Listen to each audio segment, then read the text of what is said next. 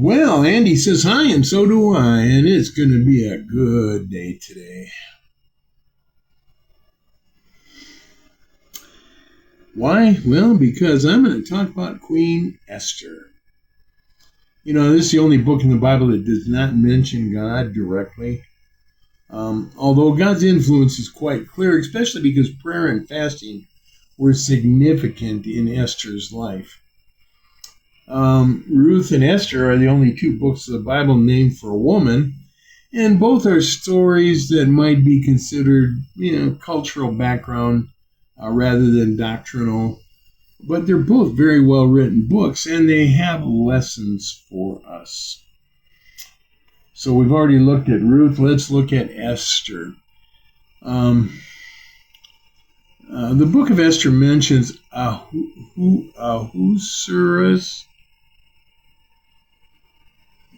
Ahasuerus, not English.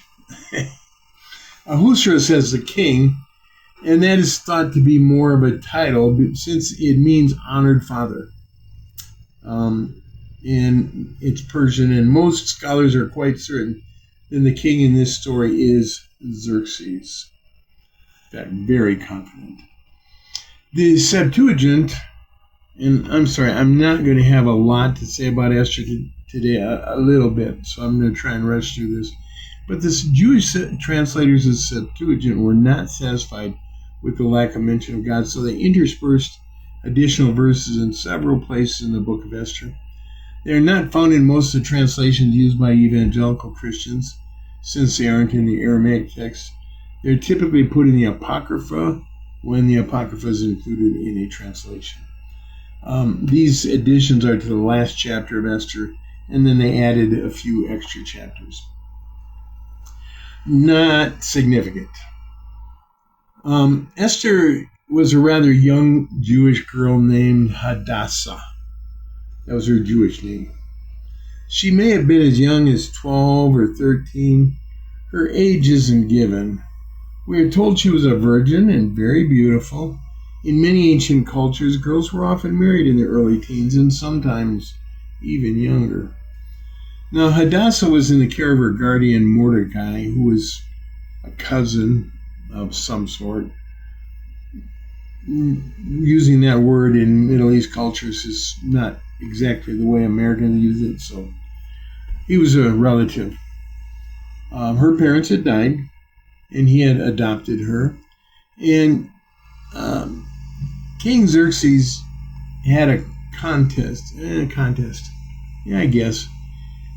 He wanted a new wife. His old wife had defied him, and so he wanted a new one. And Hadassah was entered into the competition to win his affection. So she was one of 400 beautiful young virgins brought from throughout the massive Persian Empire, biggest in the world at that time, by far. They spent 1 year preparing to spend a night with the king. 1 year preparing for one night. And Hadassah won the king's affection and became the queen of Persia. At that time, she was renamed Esther, which means star. All right, so little background here. When the king's second in command, Haman, who was an Amalekite, arranged things so that other people of the Persian Empire would be allowed to kill the Jews legally. Well, Haman did this because the Amalekites had fought against Israel during the era of the Judges, as well as during Israel's kingdom era. So Haman had a grudge against the Israelites. You can read about this in Esther 3.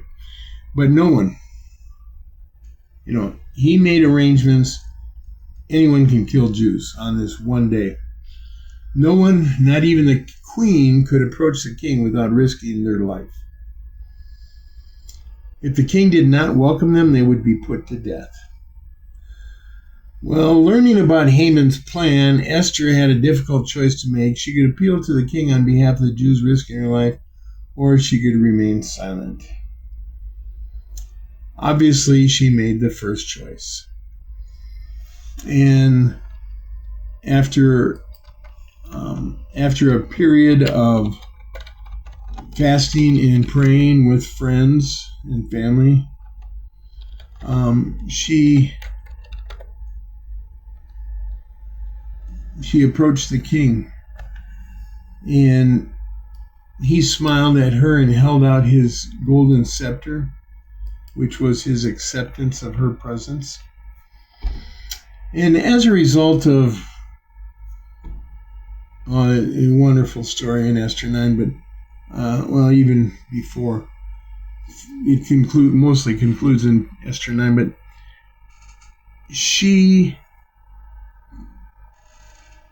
persuaded the king to have himself and Haman come to a dinner that she would prepare for them. And she said she got something to tell him, but she had him come back a second time next night. And she told the king that she was a Jew and that Haman had made a plot to have all the Jews killed. Well, the king, Persian law, and we ran into this with Daniel, even the king can't change the law once it's written. But he did add a new law, a new clause, that the Jews could defend themselves. And, spoiler alert, Haman was unsuccessful, and he was killed in the same manner he had planned to kill Mordecai, who was Esther's guardian, and Mordecai had saved the king's life one time previous, which the king was reminded of. And, what a wonderful story. I know, I kept it short, but I love the story of Esther. And as a result of Esther's story, there's a new Jewish holiday. Yeah. Created because of a woman. The only one that's just because of a woman. Is called Purim, which is Aramaic for lot. Because Haman cast lots regarding the Jews. So it's a festival that celebrates family and unity. May we never forget the importance of family and unity. And remember, family isn't always just blood. God bless. I love you. Bye.